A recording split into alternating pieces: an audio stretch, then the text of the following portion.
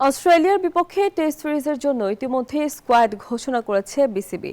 বর্তমান স্কোয়াডে অন্যতম ভরসা mister dependable batsman Mushfiqur Rahim, মেহেদী হাসান মিরাজ এবং তাইজুল ইসলাম এবং সৌম্য সরকার। 2017 সালে অজিদের বিপক্ষে একমাত্র টেস্টে জয় অবদান ছিল তাদের, আর তারাই রয়েছেন এই স্কোয়াডে। 2021 সালের পর আবারও লাল বলের ক্রিকেটে জাতীয় দলে ফিরলেন সৌম্য সরকার। সাথে মিডল অর্ডারে 1 বছর পর সুযোগ মিলল জাকের আলীর। তবে চোটের কারণে লিটন দাস ও তরুণ গতিদানব নাহিদ রানাকে না পাওয়াটা সফরকারীদের জন্য বড় ধাক্কা। অস্ট্রেলিয়ার বিপক্ষে 6 টেস্টের 5টিতে হারলেও টাইগারদের প্রেরণা 2017 সালের ঐতিহাসিক ঢাকা টেস্ট। সেই বিজয়ী দলের 4 ক্রিকেটার মুশফিকুর রহিম, মেহেদী হাসান মিরাজ, সৌম্য সরকার ও তাইজুল ইসলাম রয়েছেন বর্তমানে স্কোয়াডে। যুক্তরাষ্ট্রের 1 নম্বর জিম চেইন গোল্ড জিম এখন আবারও বাংলাদেশে। বসুন্ধরা আবাসিক এলাকা ও বসুন্ধরা সিটি শপিং মলে।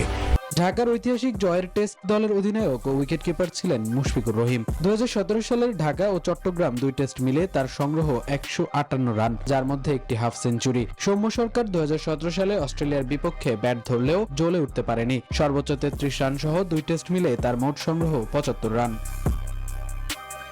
অপরদিকে 2 টেস্ট মিলে 8 উইকেট নিয়েছিলেন মেহেদী মিরাজ। তাইজুল ইসলামও নিয়েছেন 4 উইকেট। তাই এই সিরিজে স্বাভাবিকভাবেই ভরসা থাকবে অজিবোদের অভিজ্ঞদের উপর। এছাড়া নতুন কন্ডিশনে তাসকিন আহমেদের পেস আক্রমণ অজি শিবিরে ধস নামাতে বড় ভূমিকা রাখবে। অস্ট্রেলিয়া ঘোষণা করেছে শক্তিশালী একাদশ। 2017 টেস্ট সিরিজের 3 জন তারকা খেলোয়াড়ও আছেন এই দলে। অস্ট্রেলিয়া টেস্ট দলের অধিনায়ক ও pacer Pat Cummins, batter Steve Smith ও নাথান লায়ন রয়েছেন এই স্কোয়াডে। সেই সিরিজে নাথান লায়ন একাই নিয়েছেন 22 উইকেট। এই 3 জনই মুখোমুখি হবে টাইগারদের। অধিনায়ক নাজমুল হোসেন শান্ত এবং সহ অধিনায়ক মেহেদী হাসান মিরাজের নেতৃত্বে এই স্কোয়াড আগামী 13 আগস্ট ডারউইনে সিরিজের প্রথম টেস্টে মুখোমুখি হবে, আর 22 আগস্ট ম্যাকাইয়ে অনুষ্ঠিত হবে দ্বিতীয় ও শেষ টেস্ট ম্যাচটি।